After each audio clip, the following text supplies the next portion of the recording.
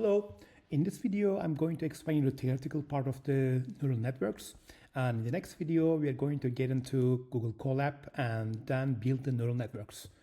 And this topic is gigantic. I'm just going to cover the ones that you already need. And the issue is this: deep learning itself is a separate course that actually covers almost like a 16-week. But I just want to make sure that you're familiar with the deep learning. And the reason is this: almost everything that you have seen as a part of artificial intelligence revolution right now, from self-driving cars to ChatGPT, is built on top of the neural networks and the deep learning. And this is why I want you to get familiarized with this technology, because in the future you're going to work with it and you need to understand how this thing is working and so on. Okay, let's get started. I'm going to make this one bigger so that it is going to occupy the whole space. Okay. Now, before you start watching this video, make sure that you go to this URL, the YouTube website. And on the YouTube, you can search for "But what is neural network?" and you're going to come up with the 3 blue, 1 brown video. And then I'm asking you to watch that video. Okay, this is the video I'm talking about. Let's go to "But what is neural network?" You can just search for this one in the YouTube, the one that I just highlighted. And the reason is this is the best neural network explanation that you could ever find. And it has been around for 5 or 6 years. And I want you to watch this first and pause this video that you're watching right now, go to YouTube, search for this name, "But what is a neural network?" and watch it, and then come back. Okay.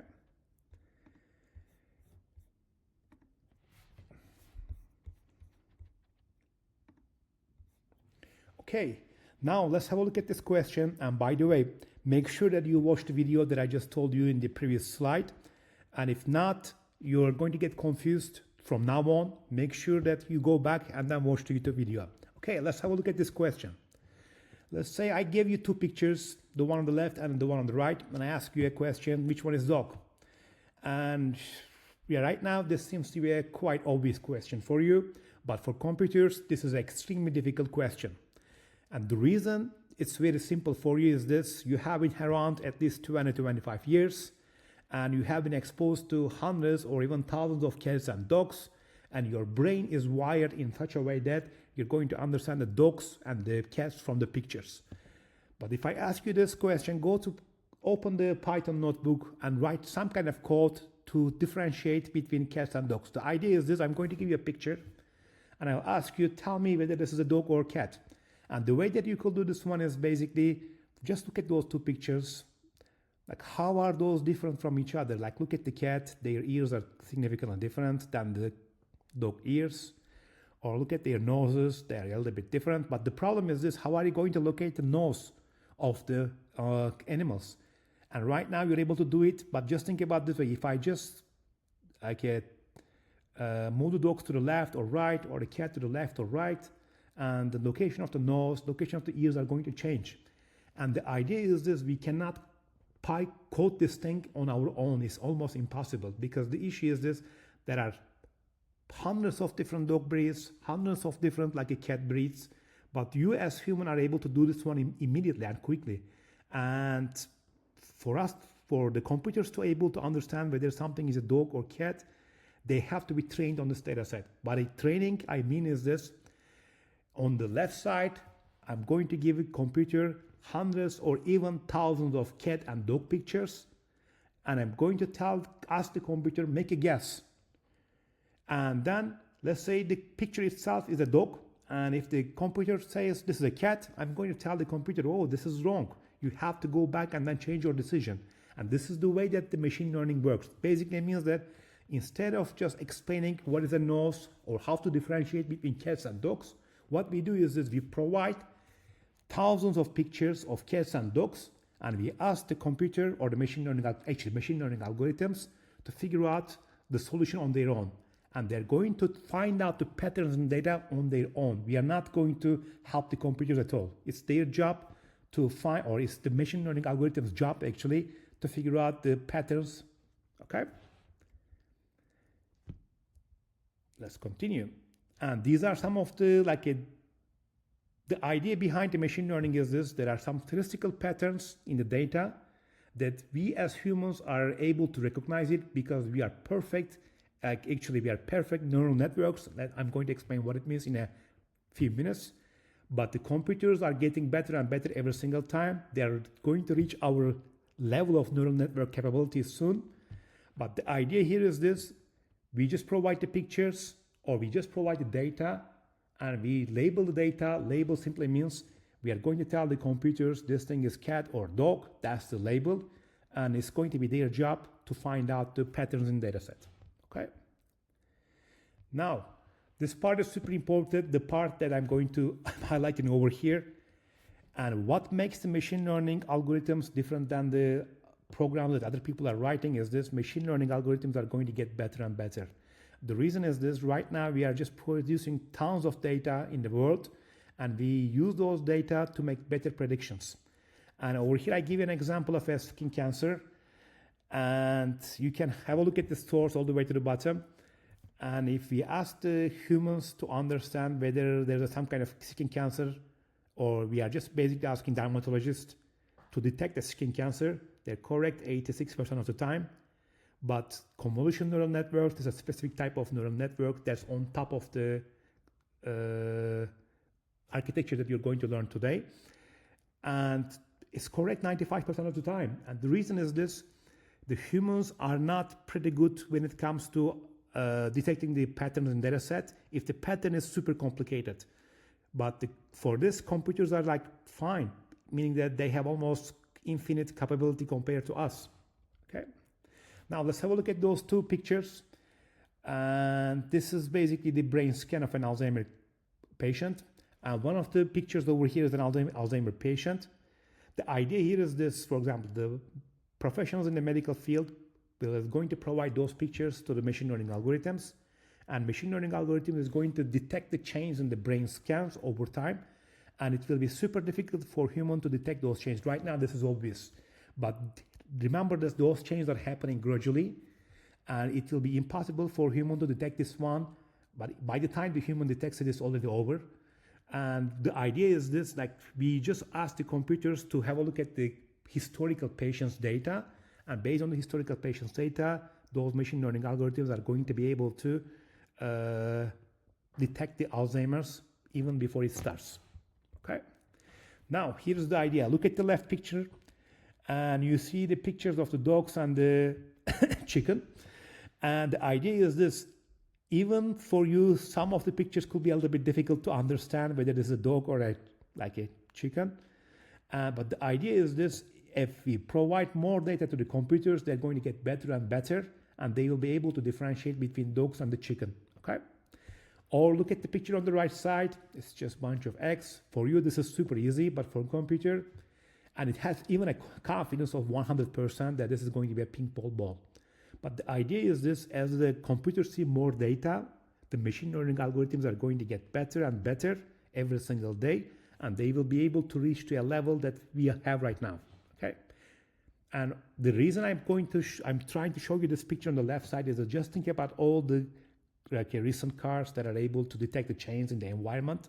What I mean is this: if you have a self-driving car, it's able to understand the stop sign quite easily. And the reason is this: those engineers that build those systems trained the machine learning models for millions of hours.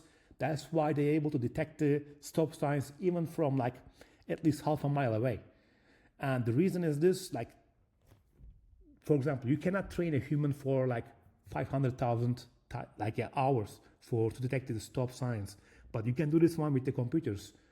And that's why this is going to get bigger and bigger over time, and I want to make sure that you understand how these things are built, and that's why I created this module. Okay.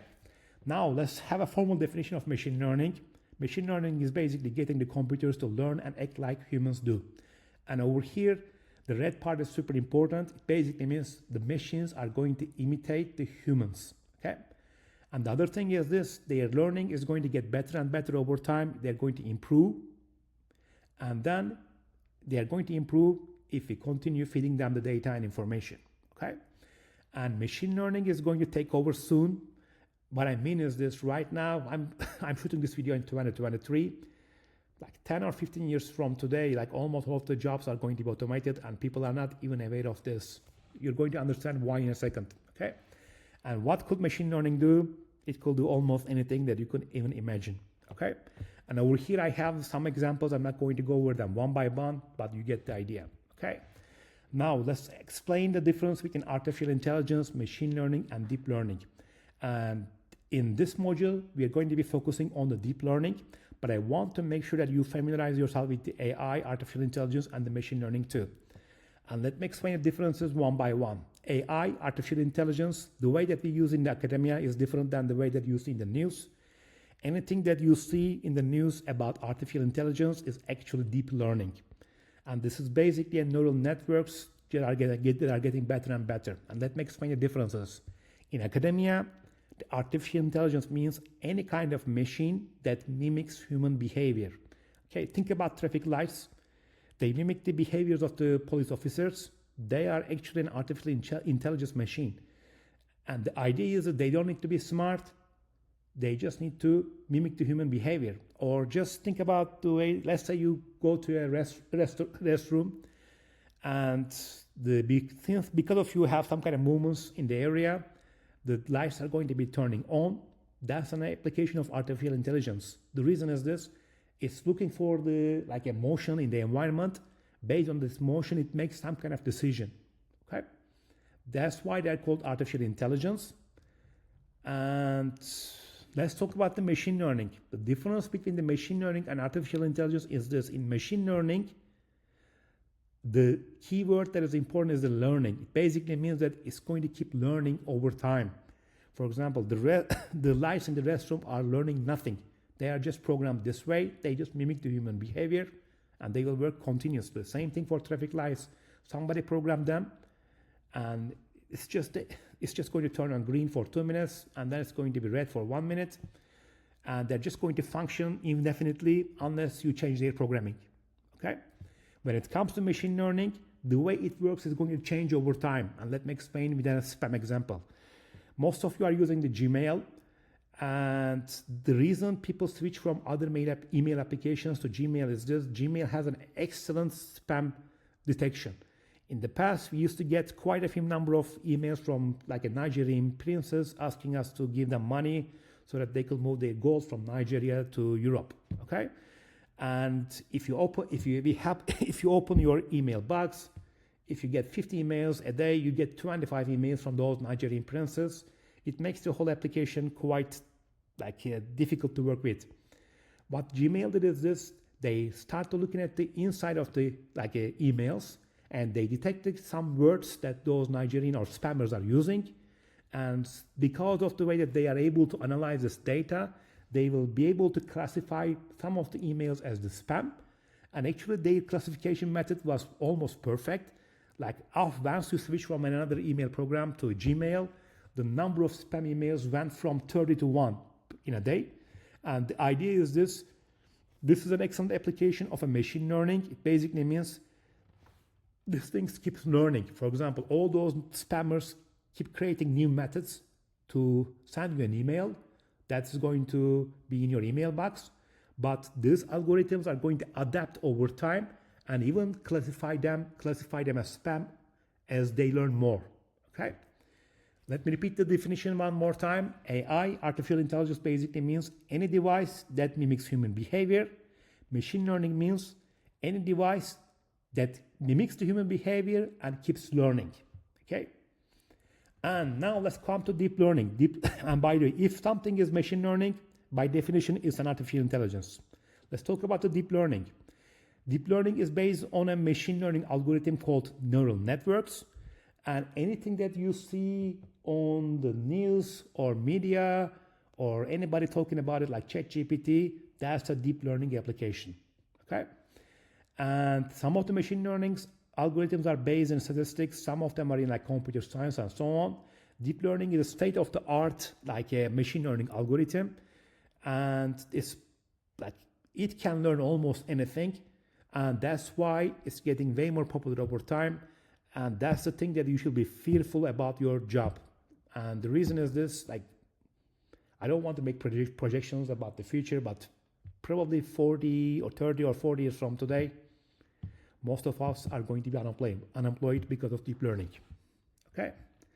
But if you happen to know deep learning, you're going to be employed. That's why you should take or learn deep learning in detail, or that's why you're taking this course now. Okay? Now let's explain the problem that we have. Let's say you're going to figure out whether somebody is going to have AHT, and this is the last column that you see in this data set. You can just think about this one as an Excel worksheet. Somebody is going to give you information about the age, sex, chest pain, and so on about those patients, and your job is to determine whether this person is going to have AHT or not. Okay? And remember, this is historical data, and right now you're only seeing 5 or 6 rows, but think about this way.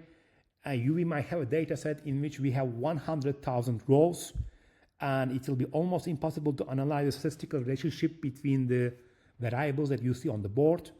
Variables basically means those column names like age, sex, chest pain, and so on. And over here, you need to be paying attention to the last column, AHT. This has a different color, like red background. This is called label. It basically means what we're going to do is this. We are going to tell the computer all the information on the screen that you see except for the last column. And we're going to tell the neural network, look at for every single row, make a prediction whether this person is going to have an AHT or not. And then once the computer makes the prediction, we are going to show them these are the correct responses, and these are the ones that you're making a mistake. And go ahead, do something about the way that you're thinking, and then come up with another idea, come up with another predictions, and then we're going to continue making it better and better over time. And over here, the important thing is data collection. And I remember I told you that because of deep learning, most of the jobs are going to disappear in the future, but data collection jobs will never disappear. And the reason is this, like for those applications, like they are extremely data hungry. And for example, if you just provide 5 or 6 rows here, like machine learning algorithms will not learn anything. They need like hundreds, thousands of data points just to make a decision. Okay? And I want to make sure that you understand this problem. This is just a general machine learning problem. Let me explain what it means. The idea is this: by using every single column except the last column that you see, we're asking the computer to make a prediction for AHT, and this machine learning algorithms are going to make a prediction, and we're going to evaluate the percentage of time that they are correct or wrong, and we are trying to make sure that they're going to be learning over time. Okay? And let me explain this way over here too, so that you have a better idea. And for example, look at those pictures. Let's look at the picture on the top left corner. And what we do is we give this picture to the machine learning algorithm, and think about this way. Right now you are seeing a picture, but the computer cannot see the picture. It only sees every single pixel one by one. It basically means that we are providing all of the pixels to the computer and ask, hey, is this a dog or a chicken? And then we do this millions of times, and after some times, the machine learning algorithm is going to pick up the patterns. And the reason I'm showing it this way over here is this. For example, if this was like a image recognition algorithm, instead of having like 8 or 10 different columns that you see, these are called independent variables or features. In an image, there are like hundreds or even thousands of different columns, one for every single pixel. And some of the images are colorful, meaning that they have 3 different colors, red, green, blue, for every single pixel. It's going to be a multidimensional matrix, okay? But over here, we are going to be working with a smaller version, like this one that you see on the board right now, in which we are going to look at those different columns and then make a prediction, okay? This is the basic machine learning process. Let me explain those processes one by one. On the left side, you see the data acquisition. It basically means we are going to go ahead and acquire data. This data exists in the computer's databases somewhere, or it could be in separate places. And it's basically the job of the data engineer to bring the data for us so that we could work with it. In data preparation phase, we work with the data and then clean the data. It basically means there could be some errors in the data set.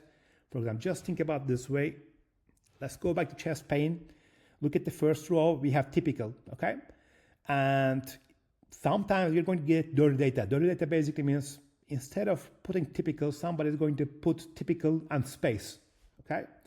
For us, those two are the same thing, What I mean is this, the text typical and the text typical plus like a space is the same thing for us, but for computers, these are two different text or strings. By cleaning, we mean we are just solving those type of problems. Or look at the chest pane. Every single data set that you see in the chest pane is text, and neural networks are only going to be working with numbers. What we are going to do is we are going to convert those texts to some kind of number. Don't worry about it, how it is done right now. This is basically data preparation phase. Then, once we have a gigantic data set, this data set, we partition the data set into two parts. The first part is testing data, the second part is training data set. And the reason that we are partitioning data sets into two parts is this: we want to build the model, okay? And remember what I told you, for example, let's say this is our data set. And after some time, the machine learning algorithms are going to figure out they are going to make predictions perfect, okay? What I mean is this: it's going to look at the first row, it will say no. For the second row, it's going to say yes, because these are the actual values. But the idea is this: we want to test these algorithms on a data set that your machine learning algorithm didn't see it before, okay? Here's the idea. For example, when we train the machine learning algorithm, look at like a picture on the left side. It's 4x4, there's 16 different pictures over there. What we're going to do is this: we are going to train the computer on the first 12 pictures, and then it's going to build the model, and we're going to show the last 4 pictures that you see on the board, and ask the machine learning algorithm to make a prediction for them. Since it's not trained on the last 4 images, it could make a mistake, so that we could evaluate whether this is learning or it's just mimicking the data, or it's just not learning at all. What I mean is this: the machine learning algorithms should be tested on data sets that they are not trained on, so that we should be able to understand whether they actually learned or not. Okay? And once we build the model in the stage that you see with in the center, we're going to test the model. Testing the model means that, oh, here's a data set that you haven't seen before, which is test data set. Make a prediction for this one. And if you are comfortable with the results, for example, if it is making a decision, look at this thing.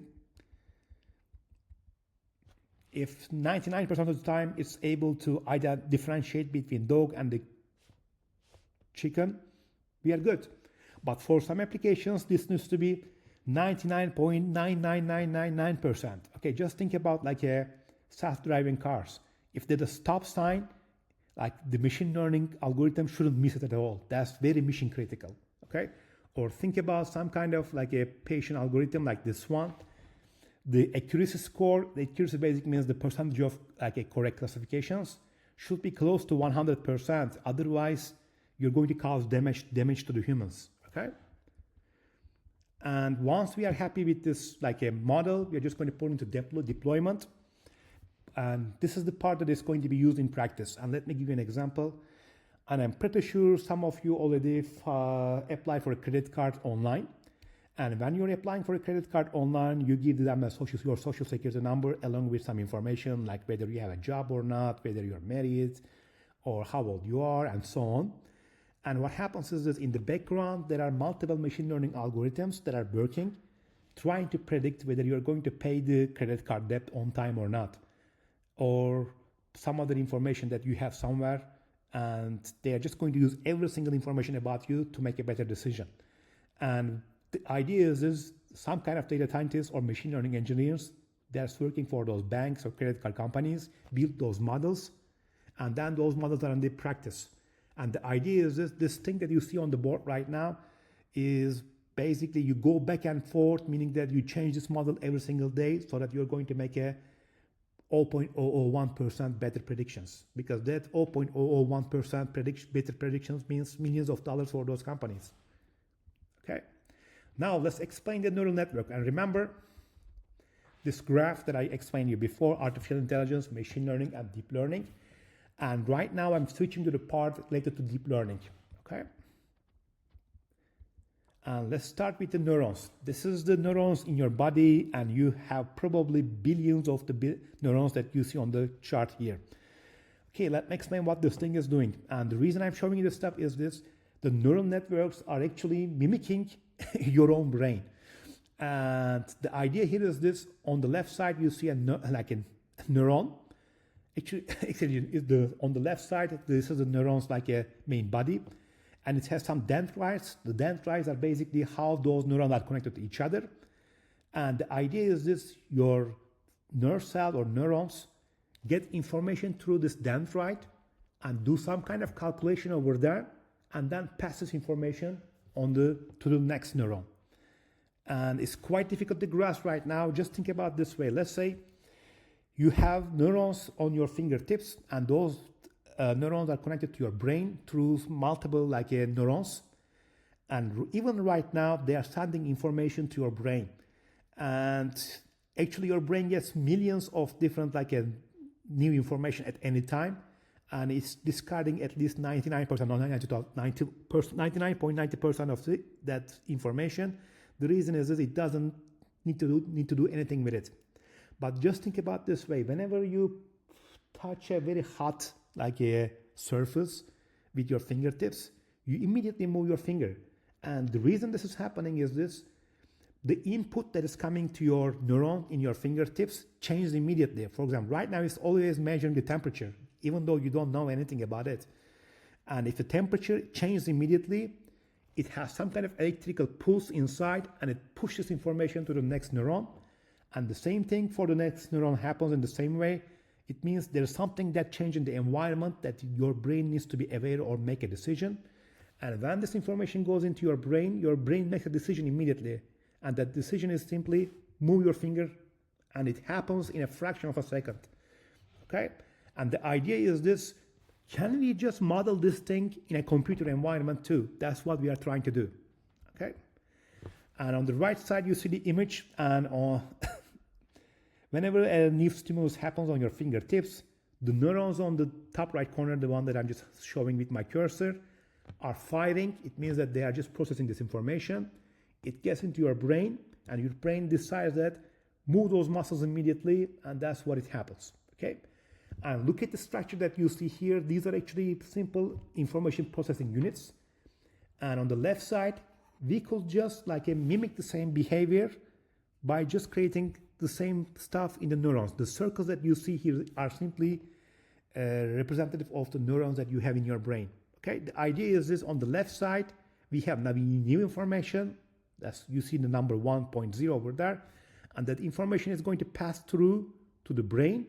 On the last cell that you see here, this is going to be the one that's going to be making the decision. Okay, but it's not just passing the information. Every single neuron over here is actually doing some kind of work. What I mean is this: it's not just simply passing the information that's coming from the left side to the right side. They have to process the information, because the example that I gave you is quite simple, but sometimes those neurons decide this is not something that much important, move on. They're not going to pass something quite important to the next level. Okay? And here's the way that we are going to do this one in a computer environment. You see the neuron in the center with a summation sign in the middle. And on the left side, we have x0, x1, x2, xn. These are the inputs to the system. And for example, for your fingertips, it could be pressure, temperature, or anything that you could imagine. And in our case that you see over here, the inputs are simply the information that we pass, like age, sex, chest pain, and so on. Basically means these are the information that we are going to be passing to the neurons in the computer systems. Okay? And each one also has a weight over here, W0, W1, W2, Wn. It basically means how important this thing is going to be. And if, for example, you get let's say for AHT, the example that you have seen before, if the age is very important, the weight for the age is going to be very high. Or if another thing, let's say smoking is not that much important, I mean, don't argue for it, but it may be. And in that case, the weight for that variable is going to be less important for us. And in the center, you see some kind of calculation. It basically means we are multiplying the input with the weights, and we are adding a b. B is the bias term. And after this one, we are going to pass through this information into something called activation function. Okay? And I'm using the terms like weights, activation functions right now. The reason is that I'm assuming that you already watched the video that I just explained you over here, because over there they give you a pretty good explanation about what those weights are, how they're working, and so on. Okay, let's go ahead. And this is the way that they're going to be making decisions. Okay, let's go to this website, and you can go to Google, search for TensorFlow Playground, or you can just type in your computer playground.tensorflow.org. And let me explain what we're going to be doing with the neural networks. Okay, let me explain the problem that we have. Look at the output section, the one on the right side, and over there you see some dots. Some of them are orange, some of them are blue. And the idea is this: we are going to pass the coordinates of those data points, okay? And then we're going to ask the computer or the machine learning algorithm, in this case it's a neural network. I'm going to go over those features and the hidden layers in a minute, don't worry about it, but I want to explain you the problem that we have. And the computer is going to make a decision whether a particular data point is going to be blue or orange. And right now, this thing is not trained at all. Trained basically means that it's just making the discussion, or it's just making the predictions right now randomly. And the background color is just telling you the prediction. And the predictions could range from, look at the bottom right corner, it says colors show data, neuron, and weight values. It's between -1 and +1. If it is +1, it's going to be it's going to be blue. If it's close to -1, it's going to be orange, okay? And here's what it means in Excel. Let me explain this way. Let's say we have two coordinates, X and Y, and the color. Here's what we do. So let's do it this way. What we are doing is we are telling the computer the X coordinate is 0.5, Y is, I'm just making up the things right now, Y is 2, and the actual color is, let's say, blue. We have another row, this guy is 1, this one is 3, let's say this is orange, okay? And think about this way, we have those data points, millions of data points, like this one, let's say 0.3, 9, blue, I'm just making up the things, okay? The idea is this. What we do is this, we hide this column, let's hide it.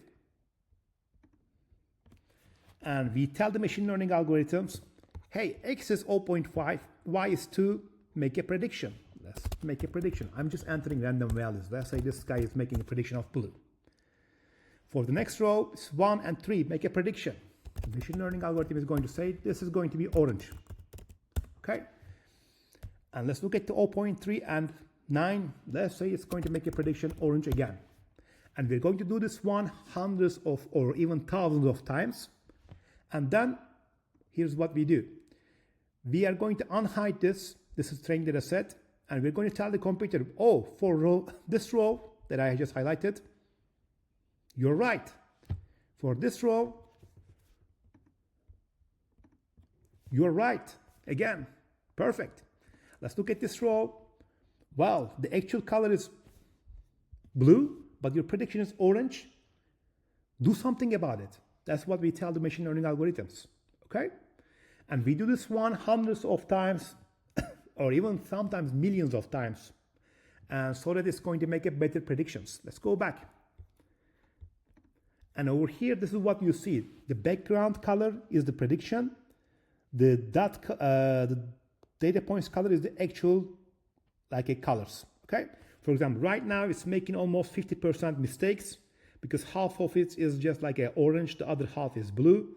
But in the center, you only see the actual values, which are the actual blue values. On the outer space, you have the orange values, okay? Now let's go back to features. You see the X1 and X2? These are basically the location of those data points, okay? They are like numbers like 0.5 and 2, okay? And in the middle, we have hidden layers. And these are the ones that are doing the calculation. In the output layer, actually is the prediction layer, okay? Basically means, remember the weights that I just explained it to you. Let's look at this weight. Right now, it's not trained at all. All those weights are random. It basically means minus 0.13. It simply means take the X1, which is 0.5, multiply it by the weight over here, minus 0.13. And by the way, when you open the TensorFlow, you might get a different numbers than mine. That's totally fine. It's because these are random right now. And let's look at the second weight here, 0.27. It means go get the x2. In this case, let's change this one from y to x2, this one to x1, so that you won't get confused. Multiply 2 with this weight over here. This is going to be summed here, and it's going to use an activation function called tanh.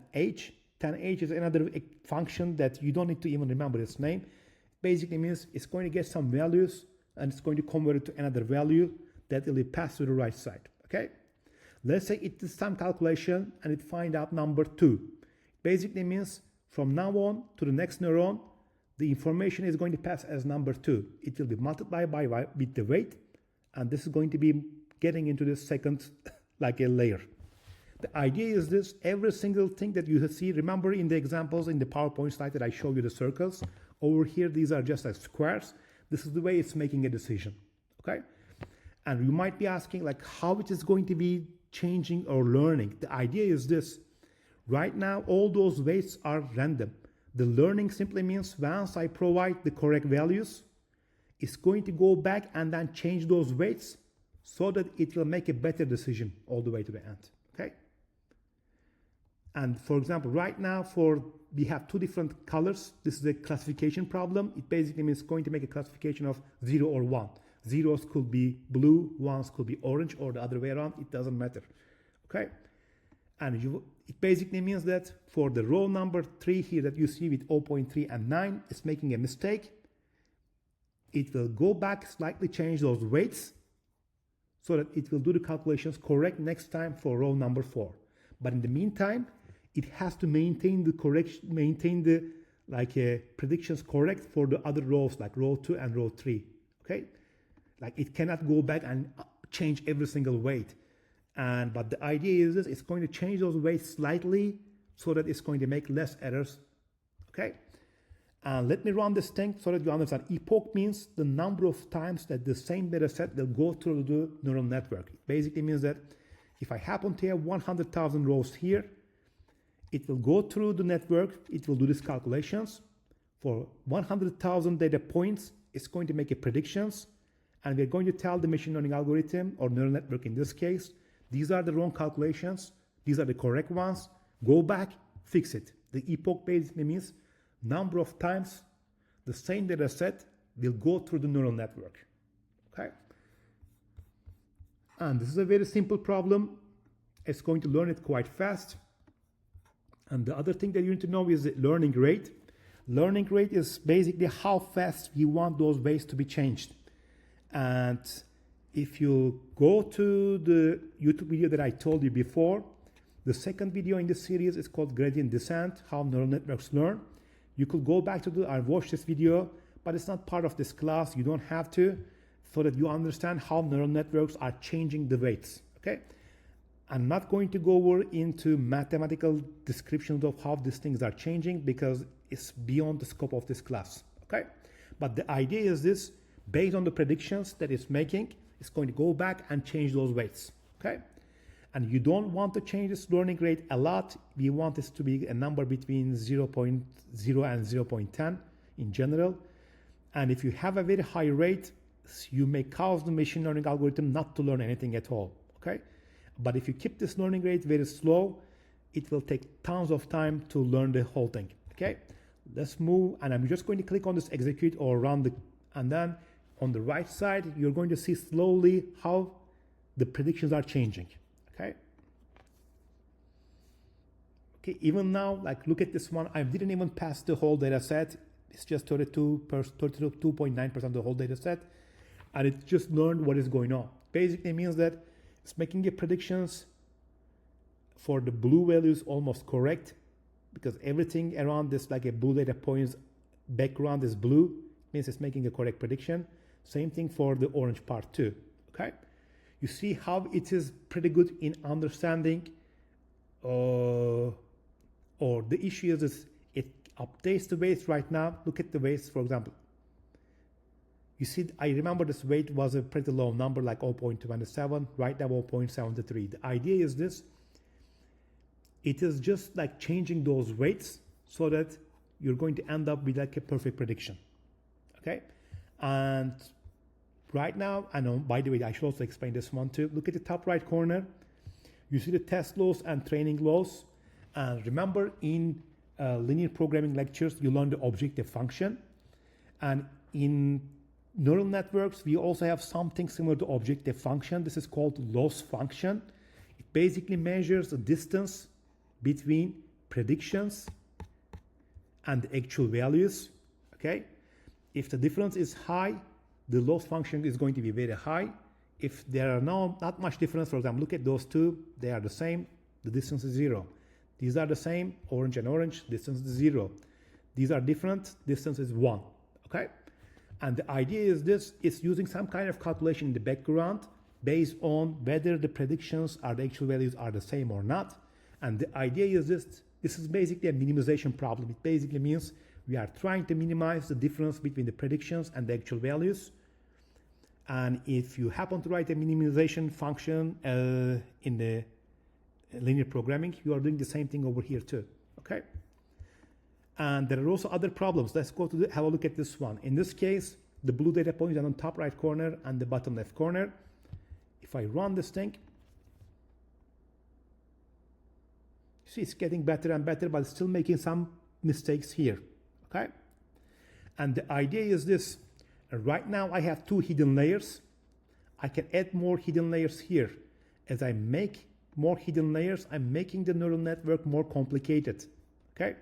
And the idea is this, for some problems, you have to make the neural network super complicated to understand what is going on. Think about your Siri. Your Siri understands every single instruction that you're providing to it. And the reason is this, for Siri, the number of hidden layers is 150. And I'm pretty sure in every hidden layer, there are hundreds of neurons. Right now, even though this is a little bit complex compared to the one that we have seen, it is still an extremely simple neural network, okay? And you can just think about this way. Every single neuron that you see right now is just mimicking the behavior of your own neurons in your brain. And you have billions of this that's making a decision together, okay? And keep this in mind, neural networks are the simplest, like deep learning algorithms, and they're called feed-forward neural networks. The feed-forward basically means the data will move from the left to the right, and actually the computations will move from left to the right. And right now you see the 4 hidden layers, and it's the job of the machine learning engineers to figure out the optimal number of neurons and optimal number of hidden layers. But the idea is as you add more hidden layers and the neural networks, you make the computation way more difficult, okay? And the reason is this, every single neuron in one layer is connected to every single neuron in the next layer. And for example, if you happen to have 100 neurons in one layer, in the other, like a layer, if you happen to have 100 neurons, basically means you have 100 multiplied by 100, which is 10,000 connections.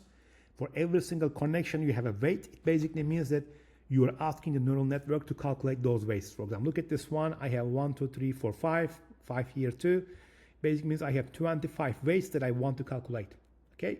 The idea with the learning here is this, find the correct weights. That's what you are doing. Once I have, remember, I used to have only 2 layers. This used to be 4, this used to be 2. Look at this one. I only have 4 multiplied by 2, 8. Like a connections, is trying to find out those correct weights for the 8 connections. But right now, when I make this one 5 neurons, okay, between the first hidden layer and second layer, there are 25 connections. 25 connections between second and third, 25 connections between third and fourth. Basically means 75 weights that it needs to calculate. Remember, it used to be just 8. The complexity of the model moves from 8 to 75. And keep this in mind, this is exponential. Like, it's not 8 or 9 times more difficult. It's probably hundreds of times more difficult right now, okay? And when you think about 15 hidden layers with 100 neurons for like a series, the computation time is months, okay? And I hope you understand the way that like, the neural networks are working. And remember what I told you before, it's just mimicking the way that your brain works, okay? And every single neuron is just a computation utility, and it just gets some kind of input from the previous layers, and it has the weights. It just does a simple calculation, adds them up, and inside the neurons, we have an activation function. Look at those ones, 10H, ReLU. We are going to use ReLU in the example that I'm going to put in the next video. And basically, what ReLU or 10H is going to do is going to take an input, and we are going to use the function. The output is going to be another number. We are going to pass this output to the next layer. Okay? Let's go back to the PowerPoint slides. I hope you understand the way it is working right now. And let's have a look at the other neural networks. The one that you have seen is the simplest neural network that you could even imagine. And keep this in mind. The neural network that you have seen has been around for at least 60 years. I'm not joking. And the first neuron, or this is called perceptron, and perceptron basically means just one neuron, was found in 1958. Okay, how many years? A lot, more than 60 years. And the idea is this, and at that time we didn't have the computing power, and people didn't take the neural networks seriously at that time. That was almost, for almost 45 years, there was almost no research in neural networks. And then the research in the neural networks started sometime in like mid-2000s, like 2003 or 4. And the reason is this: we start to have the computing power because it's almost impossible to calculate those values. Just think about this way. Let's go back to the model that we have here. Even for this weight calculation, if you want to do it by hand, it will take months. I'm not joking. The reason is this: you have to iterate through a lot. Let's run it, by the way. You see how it finds it quite quickly. Over here, there are hundreds of thousands of calculations that is being done to update those weights, okay? And in 1960s or 70s, I mean, we didn't have almost like no computing power at all, okay?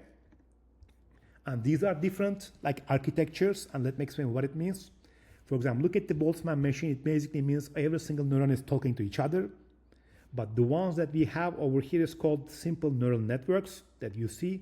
Basically means data moves from left to the right. Basically means computations are moving from left to the right all the time. And every single neuron in one layer is connected to every single neuron in the other layer. And all the way to the end, we make a decision, okay?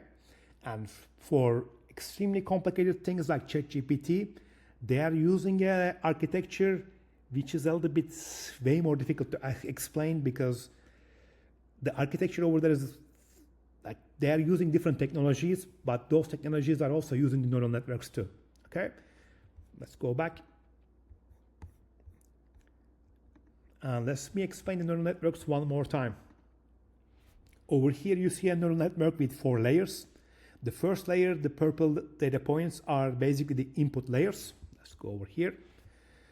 And this is going to be the actual values that we are providing. Here's what I mean. Let's go back.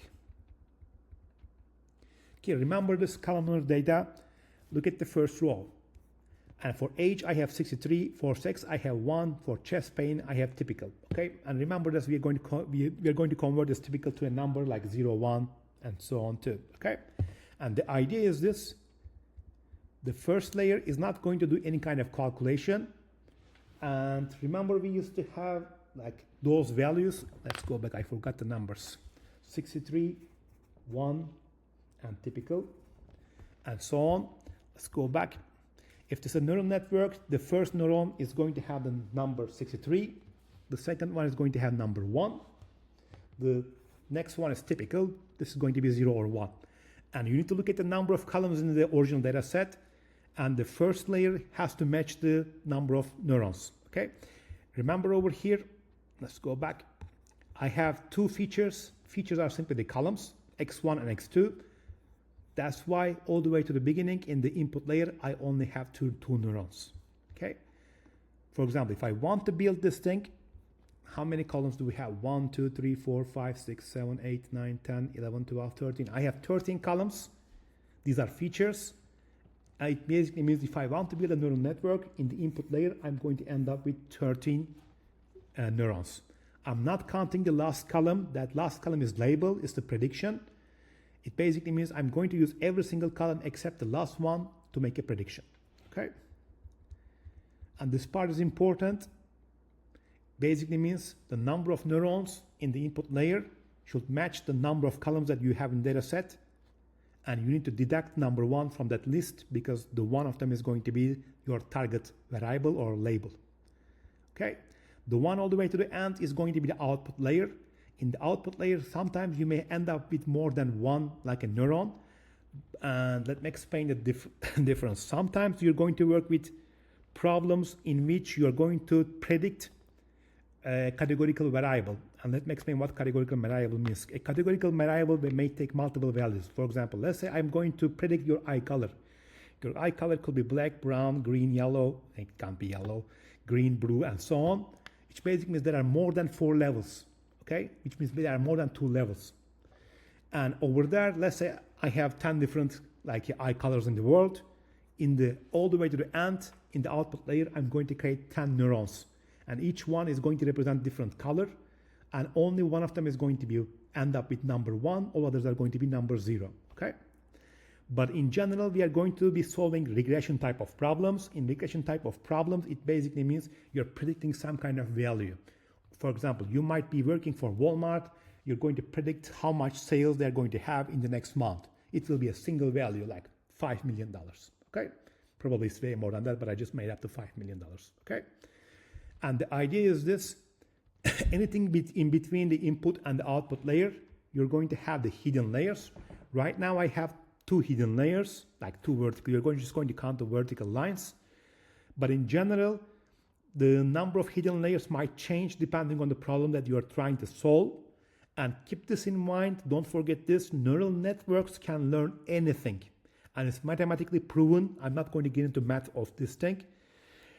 And it basically means as long as you can create more hidden layers, and as long as you create more neurons in between, you're able to solve any type of problem.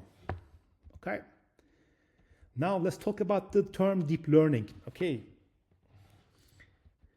And remember, I keep using the term deep learning from time to time, and let me explain why. Look at the a screen that we have. Let me make this one bigger. On the left side, you see a simple network with 1 hidden layer. On the right side, you see a neural network with 3 layers. If you happen to have a neural network with just 1 single layer, that's called neural network. Okay. Over here, you see the term non-deep feed-forward neural network. It basically means you only have 1 hidden layer. That's what non-deep means. Feed-forward means the data is going to move from the input layer all the way to the output layer. And if you look at the neural network right now, for example, look at the output layer, you see 4 neurons over here. It basically means this is a classification network. Like, you can just think about this way, they're trying to predict something in which the target variable can only take 4 different values. Okay, let's say in the world there are only 4 different colors, black, brown, green, blue. That's what they're predicting. Okay, and let's look at the right side, neural network. Over here I have 3 hidden layers. Since this is more than 2, that's going to be called as deep neural network. And people use the term deep neural network and deep learning similarly. They both mean the same thing. And that's why I gave the name deep learning to this module. Okay, and the idea is this. Everything that you see in the news right now is basically application of the neural network, deep neural network that you see on the right side. The only difference is this. Those applications have more hidden layers, and the number of neurons over there is quite large. Okay. Okay, let's go have a look at how this is going to be calculated. And right now, you only see the input layer and the output layer. The hidden layer is not shown to you. Okay, because the computation over there is going to be quite complex. The idea is this. Let's look at this example. Let's say I have a row in which max HR is 200, age is 52, sex is male, cholesterol is 152. That's why we are giving it to neural network from the left side. In the middle with the hidden layers, it's going to make a calculation. Right now it's calculating the probability that this person is going to, I don't know the problem that's probably AHD. Okay, and it says there's a 90% chance, because the probability is 0.9, this person is going to have AHD, and we're going to tell the computer, well, the correct answer is no. It basically means the probability should converge to 0, not 0.9. And here's what it's going to do. It's going to go back, change the weights over there so that this probability is going to be close to 0. And let me explain how those probabilities affect whether it's going to be yes or no. And remember, the probability is going to be between 0 and 1. If it is between 0 and 0.5, we are just going to say this is going to be no. If it is between 0.5 and 1, we're going to say it's going to be yes. That's why you see the calculation over there, 0.9 is converted to yes, and the actual answer is no, okay? But don't forget about this. I mean, the issue is this is a classification problem. Basically means you're predicting whether something is going to be yes or no, but in general, we're going to be solving regression type of problems, okay? And this is all about the gradient descent calculation. And remember, I talked to you about the errors that we are making. For example, right now it's making an error.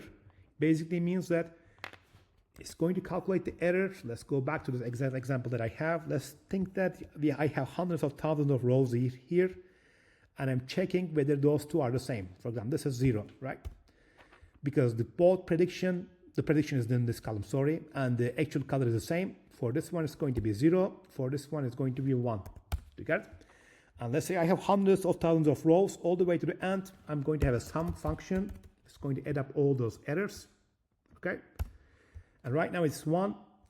Let's say I have some numbers over there randomly. And the idea is this is my loss function, which is very similar to the objective function that you have seen in linear programming. And it will go back, change those weights so that it's going to make less mistakes, and then the loss function will go down, okay? And this is the way it is working right now. I don't want to get into math type of these things, but if you are super interested in this subject, you could go to YouTube, and remember the YouTube link that I gave you about this 3 blue, 1 brown.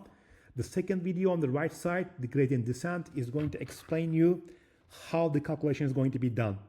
And keep this in mind, it's not like you don't have to understand how the calculation is going to be done, because let me open this one.